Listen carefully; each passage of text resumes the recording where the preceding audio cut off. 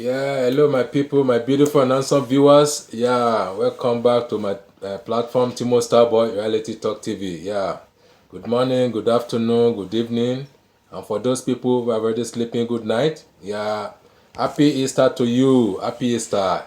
Yeah, we congratulate ourselves. Yeah, this is Easter Saturday, so this is evening here.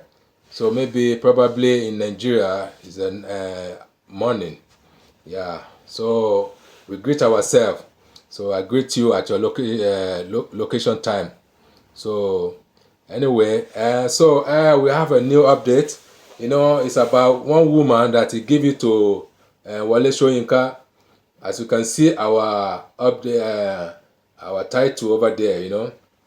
So they give it to him well because the man, sabi talk. When you see a old man that is doesn't know how to conduct his word, and is biased, you know, the man that is doesn't know how to differentiate the difference between a good person and a bad one, you know. So he's a biased man. So and they give it to him straight up. So anyway, don't let me talk too much.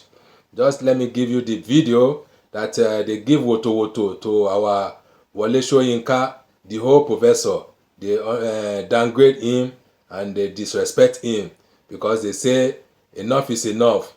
The man doesn't know his right from the left. He doesn't know left from the right. So they say he should shut up his mouth. He should not talk to this election. So let me play the video and we move on. Okay, here's the video. Those questions are this. How did obedience cause the rigging of the election that led to the loss of Peter mandate? How did the obedience cause that? Just listen. Because Let's listen to the that Professor Wole Shoyinka has been going around speaking. He's actually in support of Tinubu's whatever. Is it mandate? This is not a mandate. But he doesn't say anything wrong with what Tinubu and the INEC chairman have done from the way he's talking. He's more or less and categorically blaming obedience for Obi's loss. He said he actually phoned Obi 3 times to say that you're going to lose this election. Obedience are going to cause you to lose this election. And when I heard this, I said, so how did obedience do that? That's the number one question I'm asking Professor Shoyinka. And the second question is this, sir. Why have you been recruited into Tinubu's propaganda team? Because this surely is the propaganda they promised us, that they were going to hit every one of us with serious propaganda. In fact, they're going to teach us what propaganda is all about. Why would a Professor Wole Shoyinka, the activist with all respect, say at this time that the whole world watch the polling mandate unfold, watch the process, watch the cruel tactics they use? A young lady went to a polling unit to vote for the Labour Party. Immediately they heard she's voting for Labour Party, they hit her black and blue with very dangerous instruments, and she started bleeding from the head and from the eyes. She left the polling unit. She went to the hospital. She got treated. And she came back to the polling unit to cast her vote. We all watched that in real time during the presidential elections. We watched how Tinubu's hoodlums and thugs beat people black and blue, burnt ballot papers that people had already voted for Labour Party. They destroyed places they know that these people are voting for Labour Party. But unfortunately, they couldn't destroy everything. They probably needed about a month to destroy everything, every vote that went for Labour Party. So at the end of 3 days, they were only able to destroy over 500,000 votes. This called about 900 and something thousand, or almost 1 million votes, but they just gave him 582, and they scored themselves 500 and something, and we beat them by just a small margin. I mean, didn't Professor Shoyinka see all those things? I think they're living under a rock. Even if he was living under a rock when that election took place. I don't know. Maybe the man is a dead man. The details, the highlights of that election on social media. Everybody is seeing it there. Yeah. So what Shoyinka is trying to tell us that what we all saw unfold did not happen. So the lies have become truth and truth have become lies. I told you in one of my programs, I told you that Tinubu's government is going to be a digital format of Abacha's government, where Abacha was killing, terrorizing people, and blaming Nadeko for all the evil he was doing. And unfortunately, the Nadeko then was this Shoyinka and Tinubu that are now using Abacha's tactics on us. The tactics Abacha used on them, that's what they are using on us. Telling us that the violence being perpetrated by Tinubu's hoodlums are being done by obedience, because obedience are very vocal on social media. Because obedience are exposing all their tricks and all the rigging they are doing. So the obedience are the ones guilty of making Obi lose. Not the INEC chairman Mahmoud that falsified the elections that everybody knows, that stopped the beavers from working so that they wouldn't be able to upload results real time from polling units. What is Shoyinka? What is he telling us? Yes, Professor Shoyinka, we know there was Tinubu that sponsored the Nadeko resistance against Abacha. Yes, we know you owe him a lot of loyalty. But why don't you just stop and telling us, look, please allow Tinubu to rule, because he's got what it takes to rule. Why are you gaslighting us? Why are you trying to turn our brain upside down, Prof? Why are you doing this, sir? I mean, this is beneath you, you know. This is so beneath you, sir. We expect better things from you. We don't expect you to want to reprogram our brain to tell us that because we came out of mass, north, south, middle belt, everybody came out of mass and voted for Labour Party, that was the reason we've been lost, because we are vocal about our mandate. Because we are saying, no, we don't want the rigging. That's why we've been lost. Excuse me, sir. Come on. Hello. Sir, please share. We were once your students, but now, sir, we're no longer students. No, we are not. We have learned all that we needed to learn, sir. And we can distinguish between black and white, sir. Exactly. We can distinguish between lies and propaganda, sir. And truth. We can distinguish between propaganda and facts, sir. Yes, sir. The facts don't lie, sir. Please, sir, don't do this. Don't do this, sir. Don't just spoil this. We've held you in very high esteem, sir. Don't go so low because of what you start to gain from Tinubu, or because of what you gained from him in the past and you feel you owe him some loyalty.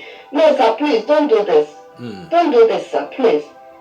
The other day, it was Femi Falana telling us that FCT is part of the 30-something states of the Federation. Yes, but the Constitution says that you must have 25% of the votes from states, including the FCT. Yeah. So whether FCT is a state or not, you must have 25% of the votes cast in the FCT, sir. That's what the Section 134 says. Tinubu did not get that. He got 17% of the votes cast FCT. That is what they rigged for him. He wouldn't have gotten up to 1%, but it's what they rigged for him. They in a hurry, they forgot that they needed to rig in 25%. That's how God just wanted to expose them. Yeah. Yes. That's how God wanted to expose Mahmoud Everybody knows and that. his men. They do wuru to the answer. Shoyinka saying all this, I just remember what happened when they think the world is not watching. Were supporting MK Abiola. They thought that we are mumu. This on is more, it's more than it's supposed to be hard. They thought our mumu never do. Than what Abiola had, but then all of us supported Abiola, both north, east, west, and south. Yeah. And then Obasanjo was supporting it, saying yes, they shouldn't stop the election. Abiola is winning. They should, because as they saw Abiola was winning the state, they stopped. Just as the Mahmoud and his team, immediately they saw that Labour was winning, they tried to disconnect the beavers. But at long last, all the people that tried to upload and the beavers did not go through, they said when they reconnected the beavers, all the results were uploaded. So the correct result that got Labour Party the win is there. It's there, they can't deny it. Exactly. So while everything was happening and they saw that Abiola was winning, what they did was they stopped calling the results. The Babangida regime told them, the INEC guy, Humphrey Wole, to stop announcing the results. And he stopped announcing the results. So at that time, Obasanjo was like, with every one of us, telling us, no, they should announce the result now, but Abiola is winning. And then suddenly along the line, Obasanjo defected and said Abiola is not the Messiah we're looking for. That's the reason most Yoruba people find it difficult to forgive Obasanjo for defecting at that crucial time and supporting the evil people. Abiola is not the Messiah we're looking for. A man was winning the election and you're saying Abiola is not the Messiah we're looking for. That's exactly what Shoyinka wants to do at this time.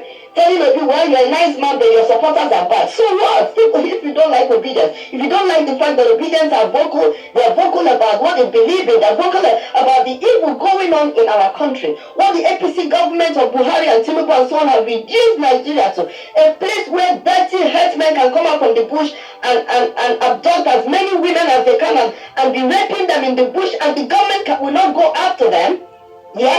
A place where the life of cows are more important than the life of humans.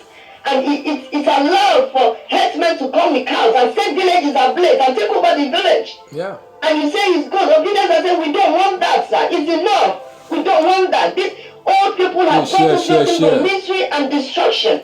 And look at it, for sir. looking. We're using money to buy the money we have in the bank. For you to have your money, you have to use money to buy. And the obedience are saying, no, we have suffered enough. The destruction is too much. That's the only crime the obedience committed. And they came out of mass and made their votes to count.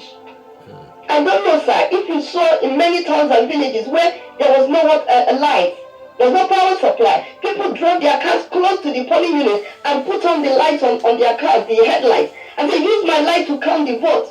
And they put the lights on and they're counting the votes. LP 79, LP 89, LP 100, LP 200. They were counting the votes before everybody. Which is similar to what happened when we did the Abiola election. We called it Operation Operation 0444, where you have to queue behind the person you support, so that nobody will miss the counting. And the counting was done openly. 1, 2, 3, and that was how Abiola won. Because we know in a free and fair election, the candidate that people prefer would win. And that's what we want, sir. That's what we bargained for. And that's what the givers were supposed to do for us, to show in real time the number of votes cast in every polling unit, and then we tabulate it to know the winner. What's wrong with that, Pastor Shoyinka? What's wrong with that? Why are you blaming obedience for INEC Mahmoud sabotaging the process? You're not even talking about the great sabotage of the process. The man is too old. About that, sir. It's unfortunate. It's so unfortunate. Well, as a woman of God, to be I look at what is happening intervening in this election. I read the book of Job chapter 22 from verses 5 to 14. He has lost his brain. And it looks as if this particular chapter in the Bible was written for Nigerians. It says that you have taken the pledge from your brother for nothing. For nothing, you have come your brother. You have stripped the naked of their clothing. That's what the APC government has done to Nigerians. Stripped us of our clothing, of our glory, of our dignity. People have become beggars. Everybody is begging in Nigeria. A friend of mine told me she went from London to Nigeria and said people she used to know, she couldn't recognize them because people have shrunk out of hunger.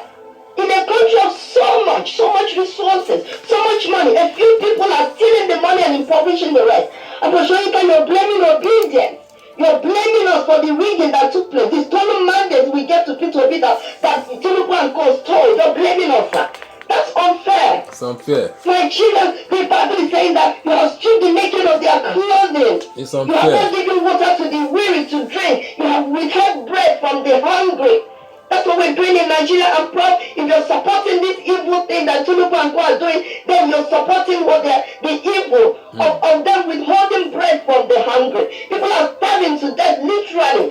Salaries are not being paid. Pensioners are being denied of their money. And for Shoyinka, you're blaming obedience for this. You're blaming for the stolen mandate. It's too bad. That's so sad, sir. It's so sad. That is so sad. It's cruel. That's so sad. Cruel. Coming from you, sir. This is cruel. When I look back at what you said, I just remember what the Bible says. I say, woe unto them that put their faith in man. We have faith that people like you will stand for the truth, will stand for what's right, sir. Yeah. But now understand why the Bible says we shouldn't put our hope in any man, in any human being. Because man can fail you at any time. Yeah. Man can fail you. Jesus, the Bible records that when they wanted to make Jesus king, that Jesus refused to be made king.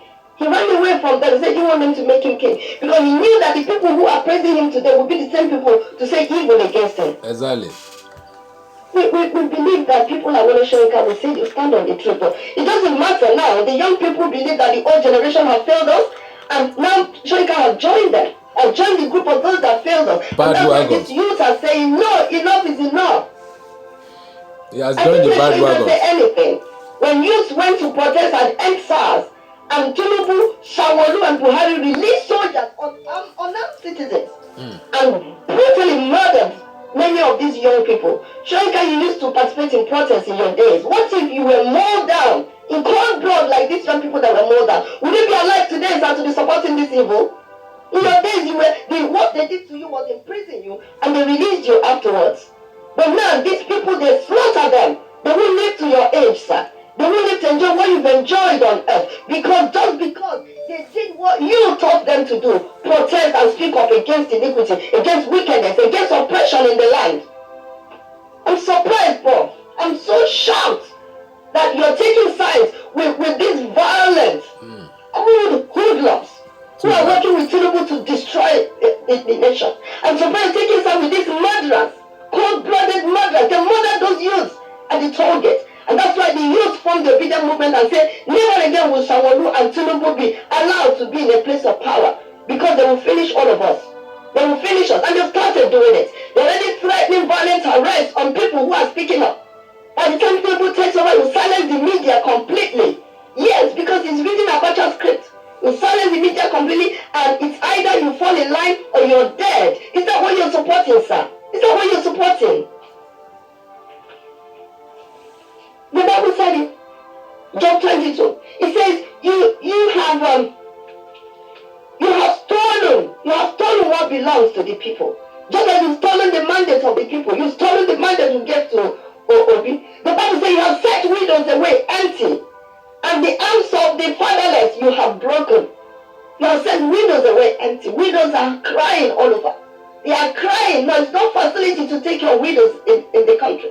They are not getting any kind of welfare. Look at IDP camps in the north. Soldiers are going there and raping the people just for them to have a plate of food in a day.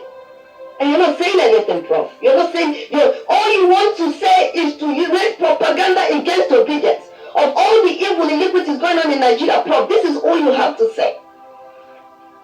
The headsmen are still slaughtering people in Benue State, Prof. And all you have to say is blame obedience for it. They're still slaughtering, they're still kidnapping people en masse, Prof. And all you have to say is blame obedience for the stolen mandate of the people. What's the meaning of that, sir? What do you mean, Prof? Come on, Prof. What do you mean? And you're beginning to speak in Proverbs and say, well, we have not had the last of the elections. Why don't you talk about the stolen process? Why don't you talk about it, sir? What do you mean we've not had the last of the elections? By the time Tinubu gets there, he's going to threaten all the judges and they must rule in his favor. Is that what you're supporting, sir?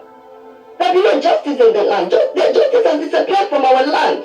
We expect better from you, sir. We do expect better from you. Well, one of the bloggers has been, talking, and he keeps saying, well, there's no point saying let us pray, because let us pray doesn't do it. Let us pray does it. It's just that when these iniquities are going on in the land, the Bible says that snares will be around you. Sudden fear and troubles will be around you. It says darkness will envelop the land. That's what the book of Job 22 says. It says because of all this wickedness going on, you have snares around you.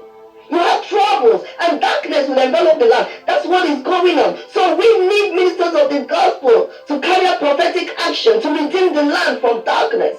Because darkness has enveloped the land. The more the darkness, the more the evil people are doing more evil, and the more the darkness is increasing. Just look at the other day, they leaked an audio between Peter Obi and Bishop Oyedepo. Peter Obi said they manipulated the video to add whatever they talked about, religious war. We have been having religious war since Buhari came into power. Fulani Muslims slaughtering people, slaughtering Christians in southern Kaduna, in Benue, all over Nigeria. How can they blame Obi for all the religious wars that have been going on even before the elections, even before that phone call happened? That's their propaganda. That is gaslighting at the maximum. That's what it is.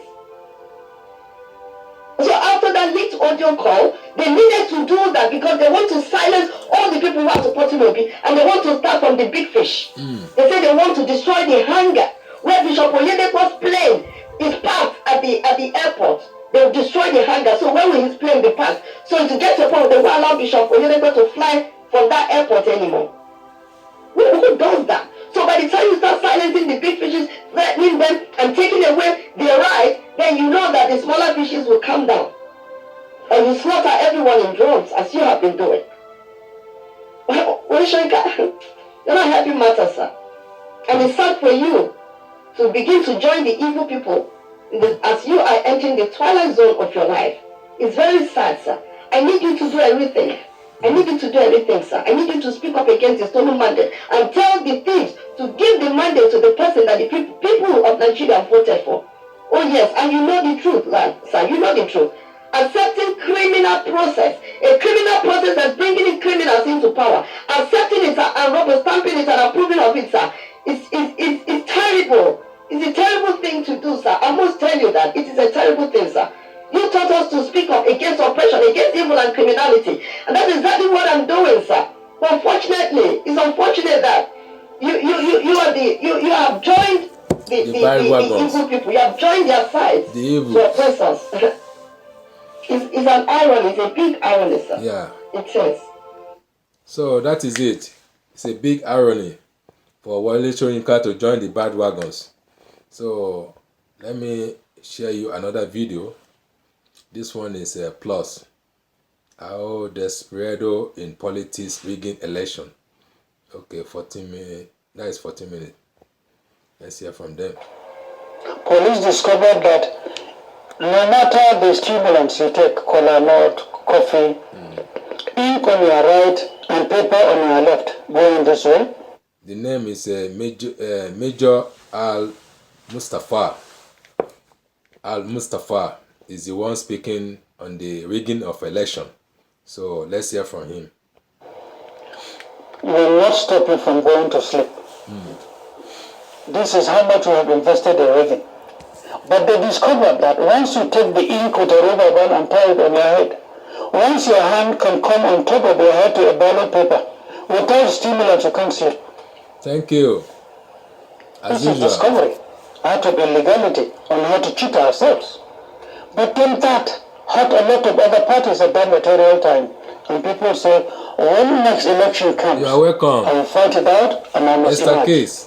One of the answers I can give you Happy Easter to you as your name. By looking Happy at Easter. the histories of rigging activities in Nigeria. Thank you for watching. Rigging brought so many desperados in politics into importing arms and arming their own thugs to fight another party or other thugs across Nigeria. And when it started in the late 70s, nobody checkmated that.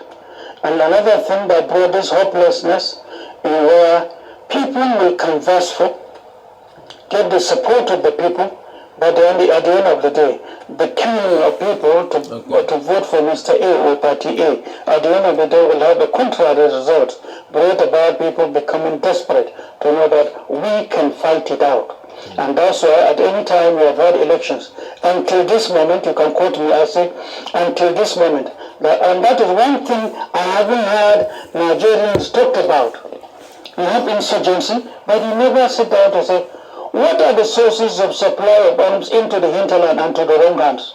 What are the sources into the hinterland that is bringing in arms and ammunition that has created so many unknown armories from north to south? And there are too many of them, and it's scary. Today, there is not a single agency in Nigeria that can give you figures as to an estimate of arms in our own hands or armories across Nigeria that are illegal, meaning that is not government's own. So at every single time there is election or there was election, you see the agencies were used. Now it's time for us to talk about it raw. Let me give 1979. In 1979, unfortunately, police were used to be able to tilt election elsewhere. And then it was in that process, at that material time, now police discovered between... Sorry, oh. 18.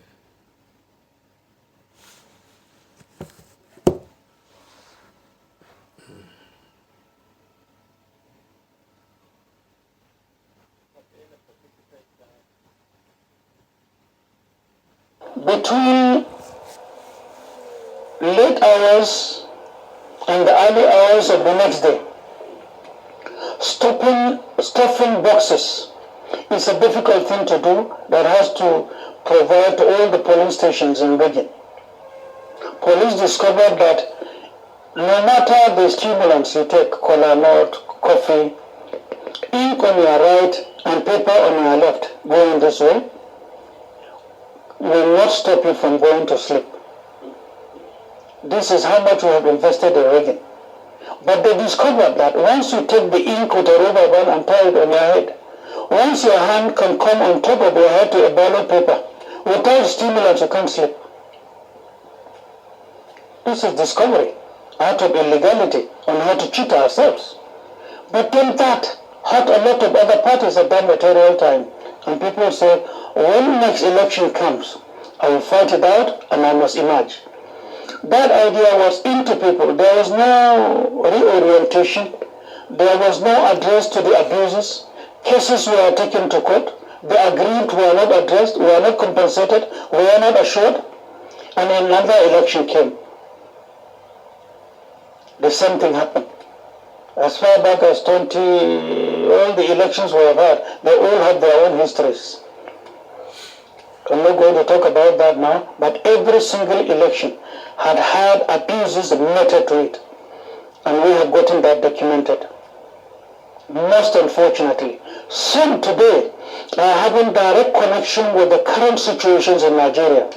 Arms in wrong hands, drugs in wrong hands, armor is kept for them as and when the situation dictates. You go and take arms and fight. You fight fellow Nigerians because of political interests, not national peace. So you have people who are looking for power, but from the money they have stolen, from the abuses meted to the country yesterday, and from the bulgy pockets they now finance people into creating more problems and promoting more causes of insurgency in Nigeria's stability. Some of us are aware of this, and we have documented a lot of history, a lot of activities in our researches, and we believe we can address it, particularly investing in the younger ones, in reorienting them to now be seen as investments for tomorrow's activities in democracy. And people that I have seen conversing for power who are only interested in the rhetorics, in the fanfare of the office, and then in the opportunities open for them to make bulgier pockets. We have nothing to do with that. It's unscientific, it's very inhuman, it's unrespectful of any person to support such persons and such a drive under any guise to provide the next leadership. The next leadership should be prepared to be laborers, to be innovative, to go into the dust, to be very practical, to abandon the lofty tower and join the people in making Nigeria be. So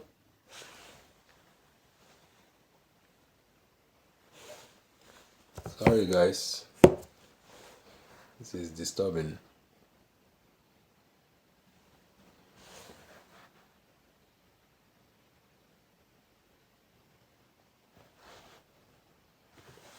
so that when your institutions comes, when empowerment in the real sense of it, against the tiny little peanuts that goes into the hands of people that has no meaning. In today's inflation rating, the tiny little amount we're given to people actually is, to me, I look at it as him that smokes. Once you buy the cigarette with your money and then lit it on fire and then smoke and the smoke goes, you neither the smoke nor the cigarette will remain at the end of the day. The cigarette will go away, the cigarette will burn out, the smoke will disappear, and at the end of the day, you are left less, and it's also affecting your health. That's the greed in Nigeria. They steal from you, they invest outside. They steal from you, they tell you lies. They steal from you, they misrepresent you. They steal from you and call you names. They steal from you and see you as animals and give you tiny little things. And when election comes, they steal from you and present themselves as holier than thou. They are making fool out of the society. Such people are not needed.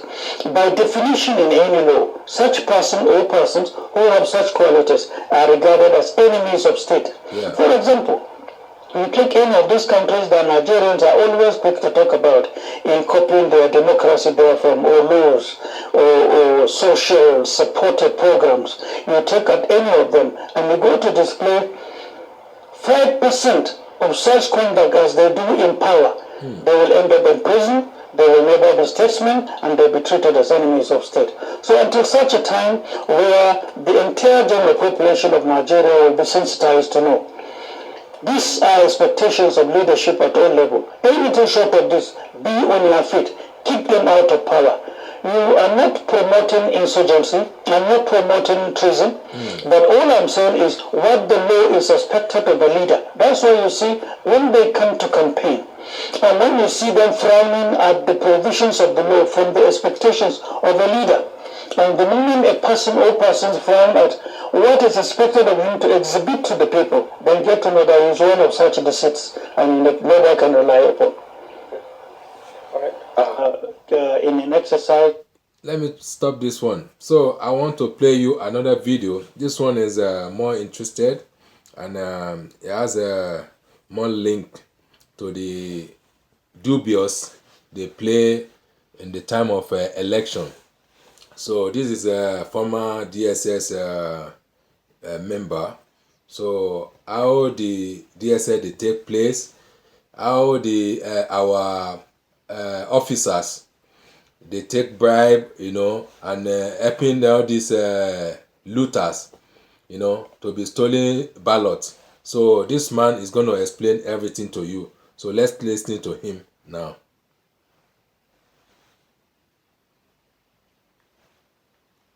Okay. Jonas. Is a Nigerian citizen irrespective of location and political affiliation. At the moment, Nigeria seems to be highly polarized along ethnic differences, with a constant battle of citizenship versus state of origin. Joining us now on the show to discuss the unity of Nigeria after the 2023 election is Mike Ejiofor, former director of the Department of State Services. Good morning and welcome to the morning show. Thank you for having me. Good morning, Nigerians. Thank you, Mr. Ejiofor. Now, in light of what I've just mentioned, I'd like to get your general assessment of the elections, particularly developments post-election. Well, the post-election reaction from Nigeria is just open in the public domain.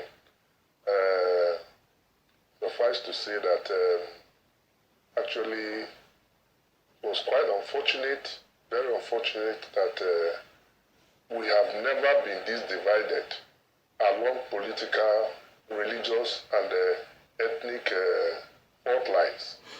If you look at the election per se, you see, you go to Southwest, they voted Southwest for APC because of the presidential candidate.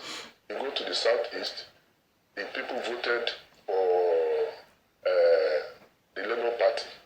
And if you go to the North, the votes were scattered. Although, if you come to Kano, you also see that cleavage of an individual, which is not good for us. And I can tell you that Nigerians and Nigeria has never been this divided along these fault lines, and it's quite unfortunate. Now, having said that, how do we move forward to unite Nigerians? Because without unity, without peace, there won't be any meaningful development. Is that possible? Thank God today is Good Friday. We need to make a lot of sacrifices. Christ made a lot of sacrifice for us, and we also need to make sacrifice to see the continued existence of Nigeria. By this, I mean we need to amend our laws, and I believe that the incoming National Assembly and the government should take the issue of unity very seriously, apart from security challenges that we are facing, which is also part of the disunity. This disunity is the greatest challenge we are facing. And I've come up with some solutions on how we should go about it to unite Nigerians. You see, we have this citizenship. A Nigerian citizen is a citizen of Nigeria, either by birth or by registration and so forth. But your state of origin as a Nigerian, my passport does not carry state of origin. My passport carries Nigerian citizen. So I am suggesting that we should de-emphasize the issue of state of origin. I remember that this former military president, Babangida, brought it up around 1991, that if you are born in a place, you automatically inherit that place as your state of origin. If you have lived in a place for 1 year and so on, you are automatically qualified to seek election in that, irrespective of where you're coming from. Look at, from your intro, look at what happened in Lagos. The ethnic profiling. The Igbos are not alone in Lagos, but because the Igbos are migrants, they are virtually everywhere. This issue of profiling that Igbos want to dominate Lagos, this shouldn't be. And the gubernatorial candidate of Labour Party, because his mother is Igbo, you now say he's not Yoruba. But if we have, even among the various ethnic groups, there are intermarriages, and they don't quarrel at home. Yeah. And yet, when they come to politics, because of political ambition of politicians, they use it to divide us. And I think our politicians should learn to bring us together instead of dividing us the more. So, coming back to what I said, we are born in a place, automatically inherit that. And how do we achieve this? We do it through legislation. The incoming National Assembly should work towards this. This is one of the things that can unite us. You are born in a place, that place, because you have an option of going to your earlier state of origin, or you adopt that place. You are resident, you pay tax in a place for upward of 5 years. You can contest election there. I recall that we had issues, in the post-election, post-independence. We have mayors, Hausa people, mayors in Enugu. In Lagos, you have people from the southeast, occupying position of political influence. So how did we get here? What removed us from that cause that we were pursuing of uniting us? Now it is where you come from, who you are, who your mother is, who your father is, and it continues to divide us. The more we continue to be divided on this ethnic and religious fault lines, there won't be any meaningful development in the country. Okay, you are quite right. In 1956, Malam Atine Umaru was mayor of Enugu. And in Enugu politics, we even had a certain Babasulu, playing a major role in the politics of Enugu in the southeastern part, at that time. The Ibadan People's Party had even an Igbo member. And Nnamdi Azikiwe became a member of the Nigerian Legislative Council, representing Lagos from 1946 going forward. But how do you think that this country can heal and reconcile, having moved from that past? That's my number one question. My number two question is the DSS, where you worked, where you retired from. The Department of State Services has been accused of increasingly becoming an arm of the ruling government, the APC. APC members were told to write petitions, and DSS will act on that and say, some people are calling for interim government.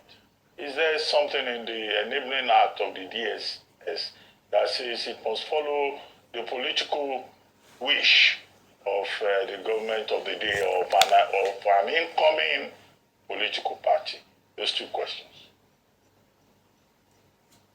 Yeah, thank you very much, Dr. Bati. First of all, how do we heal our wounds? The wounds cannot be healed without fairness, equity, and justice. And this will manifest as the incoming government who have litigation, who have cases in court, pending the determination of the cases, who have a president-elect. If he forms a government, it should be an all-inclusive government. Nobody should be looked at as having voted for me or not voting for me. There should be fairness, there should be equity in distribution of offices and amenities. Exactly. That's the only way we can heal the wounds. Then, secondly, whether the SSS is arm of APC. Well, I have never heard that any security outfit or secret service is an arm of any political party.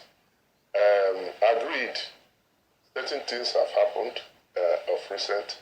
This is not the first time that the SSS has come out with advisory or informing the public of what is upcoming. You recall that this issue of interim government has been in the public domain before the SSS issued a statement. And the question is, I have had a lot of commentaries on this. The issue is, why did the SSS not arrest the perpetrator before issuing that statement? I can tell you that if the SSS goes to issue a statement, goes to arrest anybody without issuing it, the same SSS will be accused of political witch hunt. So the responsibility of the SSS is to prevent and detect crimes.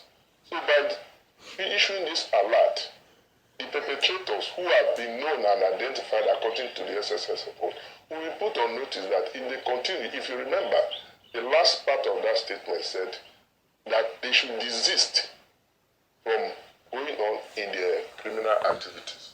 And I believe that if they continue to go ahead, the SSS will effect arrest. Then on the issue of not taking action, I am equally disturbed. You know, there were cases, for instance, I shouldn't be talking tongue-in-cheek now at my age. In the next few months, I'll be 70 years. My concern should be, what is the future of Nigeria? Where I'm going to is closer. Does Nigeria have a future? If you understand what That's another question we need to ask ourselves. So we must tell truth to power. Does Nigeria has a future again? The truth make us free. Are we one? I don't think the SSS was involved in this particular case. Are we one Nigeria? I recall that before the election, there was I don't think so. Names. In Lagos, for instance, there were people who came out threatening that if certain people voted in favor of this, they will be dealt with, they will be shown the way out, and threatening that if you don't vote for any political party, you don't come out to vote. Yeah. No action was taken. There's another group, a traditional ruler of one ethnic group too, again in Lagos, that came that they should also come and protect them since they feel no longer protected by government. After all, the primary responsibility of government is protection and welfare of the people. Now, the man has been arraigned and detained. So that is double standard. It comes to what I'm talking about equity, fairness, and justice. There shouldn't be double standard. There should be a level playing ground. Do unto A what you do to B. And there won't be any problem. Exactly. But you see, when you give one measure to this army, you will be seen to be acting in a particular manner, which is detrimental to our national interest. All right, Mr. Jeffo, I would like to get your thoughts and comments around this issue with the vice presidential candidate of the Labour Party, Dati Ahmed. In an interview where a number of people have, on one side, some say it is tantamount to treason. In fact, the APC had asked the DSS to call him in, to invite him in to question him. Professor Wole Shoyinka, in an interview with us a few days ago, said that, or was it yesterday or 2 days ago, that it was fascist. He made a fascist statement. I don't know if you've been able to listen to or perhaps read his statements. I'd like to get your thoughts. Having worked with the DSS, how would you assess his statements? Were they treasonable? Was he fascist? Should he be invited in for questioning by the DSS? What's your thoughts on that? Well, for the vice presidential candidate of the Labour Party, I listened to his interview and I've seen it gone viral. He made a personal statement, which is entitled to. But if he goes ahead, I believe that the SSS, if they have any evidence of pursuing that to its logical conclusion, action will be taken because nobody is above the law. In fact, this morning as I was going through my WhatsApp messages, I also saw a similar thing attributed to the former vice president in 2015. It was in Channels Television, yeah. When he was asked similar question, when they said that the government did not do anything. So why this particular one? I can tell you that what you do for Taye, you need to do for Kehinde. And anybody, no matter how highly placed or because they are twins, will be brought before the law. candidate made a statement, and the SSS has not had any concrete evidence. I'm expressing my opinion to have invited him. Otherwise, they would have invited him. You recall what I earlier told you of the statement also credited to the former vice president, and the statement made by the SSS warning politicians to desist from the issue of interim national government, because in the first place, interim national government is not only unconstitutional, it's illegal. So if the SSS had gone to arrest either the Labour candidate vice president, you know the conflagration it would have also brought to the country. So we manage our sensibilities and see how we can handle this without compromising standard of security. Okay, Mr. Jofo, as we begin to wrap up, I would like to ask you for a general assessment of the performance of the security agencies during the elections on February 25 and March 18. The police collected so much money, and yet we saw the police supervising the snatching of ballot boxes. Very wrong. The only major agency that seemed to have done well Very wrong would probably thing. be the EFCC that was out there monitoring, arresting people who were doing cash transfers and all of that. Other agencies who seem to have just gone to sleep. Why was that the case? Well, I also recall that the Inspector General of Police addressed a press conference where over 587 offenders were arrested. So it's not be entirely correct to say that the police did not do anything. Don't also forget that policemen are Nigerians. You must have bad eggs within the various society. Exactly. The only thing I expect the police to do under this circumstance is to fish out the bad eggs and take appropriate disciplinary action. And I'm happy the relationship between the Police Service Commission and the police management is smoothly. It will allow for a effective discipline of, like the chairman of the Police Service Commission said, and fish out the bad eggs, discipline them, and let that serve as a deterrent to others. I've said this in times without number. If you travel by road between Okene and Auchi, even before Auchi, you have more than 11 police checkpoints. What are they doing? Extorting money from people. So I believe that the Police Service Commission and this present IG should look into also this and sanitize it. The police image needs to be enhanced. The police image needs to be built up. And in fairness, this present IG too has been trying to instill discipline to the police. But so finally, answering your question, bad people, bad policemen, supervising collection of money, they are still Nigerians. So it's the society we have that we get. Thank you very much, Michael Jofo, for joining us. Bye. So, my people, so the question I will leave behind is, can Nigeria still work again? Can Nigeria still work? Are we still one Nigeria?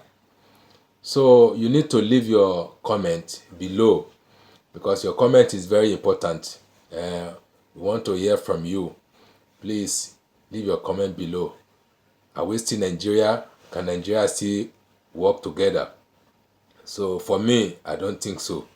So anyway, so this is how we will have it today. We will close the program today. So have a lovely weekend. Have a lovely holiday. We are on Easter Saturday, Easter Sunday, Easter Monday. So just take part. Don't drink too much. Don't do too much. Keep it cool with yourself and keep it safe. Love from me. Bye. Mwah. Mwah. I love you all. So thank you. Have a wonderful day. So don't forget to share, like, and comment. Okay? Timo Starboy Reality Talk TV on YouTube. Timo Starboy Channel Blogs on Facebook. On Twitter, Timo Oladipupo 1. So have a lovely day. Enjoy your time. Bye. Bye. Thank you.